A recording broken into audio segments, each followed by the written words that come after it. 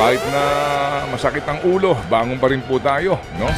Kasi hindi mo na mawari itong panahon, girl. Kaya ako, aaminin ko, madalas na tayo ay medyo, kumbaga, kung maaari lang, tumawag ka, di makakapasok. Kasi mapakiramdam. Pero tuloy pa rin po tayo, ha? Kasi nga meron tayong mga mission today. Okay, so, birahi girl. Ano ba? Ano bang bibirahin natin dito? Kahapon ka pa ng gigigil eh. Hindi naman, Kung pero... ano sinasabi mo, sabihin mo ngayon. nag-e-expect ako kahit papano may gagawin na silang trabaho kahapon. Sino? Wala pa rin. Sino? Mga senador natin. Sino to? Sino doon? Drama pa rin na Sino? nangyari kahapon. Sino?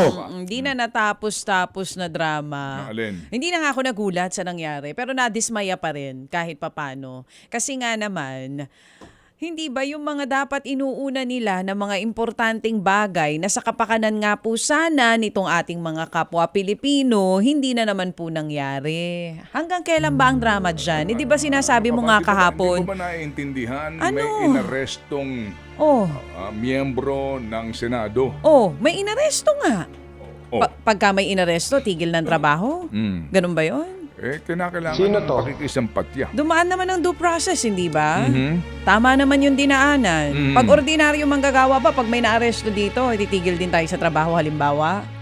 Dito sa atin? Dito sa atin, di ba tuloy pa rin naman? Wala ngang force majeure sa trabaho natin eh.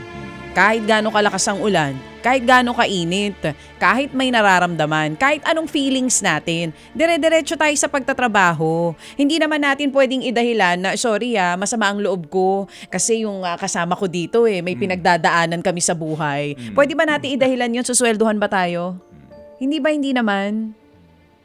Hindi ba? Ba't sa akin nakatingin? Parang ako, Ay, sorry. ako kinukutya mo Hindi Ano kahapon kasi nung Ba't ka sa akin galit? Kahapon kasi nag-aantay tayong dalawa, pareho tayong nag-aabang hanggang sa nakatulog ka na. Kung may Senate session tuloy, Senate session.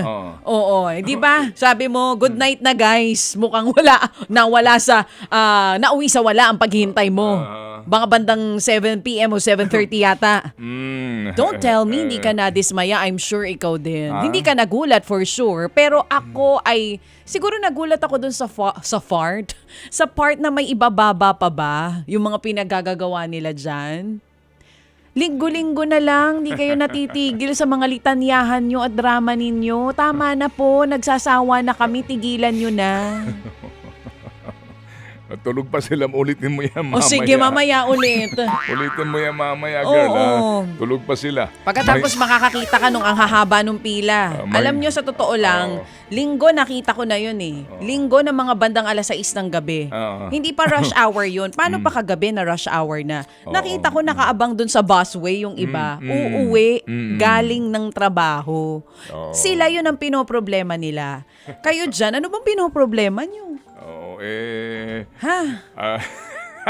Ano? Alam mo, sumagot kayo! Alam mo, by the way po, sa lahat ng ating mga takapakinig, on record po yan na kami tumatawag sa mga miyembro ng majority senators para po sa kaukulang panayam. On record po yan, marami po kaming resibo dyan. Okay? At anytime po, kung sila po'y papayag, kami po'y malugod na magbibigay po ng panahon para sa kanila na sumagot po sa ating mga katanungan. Kasi yung iba nagtataka daw po, ba't din yung interview? Anyway, yan po ginagawa po ng aming staff dito. And also, kami po'y tumawag na rin po kay Attorney Powa para po sa kaukulang din pong panayam sa kanya para maipaliwanag yung kanilang tugon dito po sa impeachment complaint na inihain laban sa Vice Presidente. At siya po tumugon po ng mahinahon, at magalang na sabi ho niya, hindi pa daw sila papayag sa anumang pong panayam. Sa takdang panahon daw po, sila mag-aabiso po sa atin at ginagalang po natin. And we appreciate him, at least sumasagot pag hindi talaga po pwede, hindi ba? Okay. Oo. Mga kapatid, patuloy po kayong tumutok sa 105.9 True FM para sa totoong balita, impormasyon, music, and entertainment. Mag-subscribe sa aming YouTube channel at podcast at sundan nyo kami sa Facebook, Instagram, X at TikTok sa True Network PH. Bisitahin din po ang aming official website, truefm.ph. At panoorin din kami sa True TV Signal, Channel 19. Kami po ang 105.9 True FM. Laging true sa'yo, kapatid.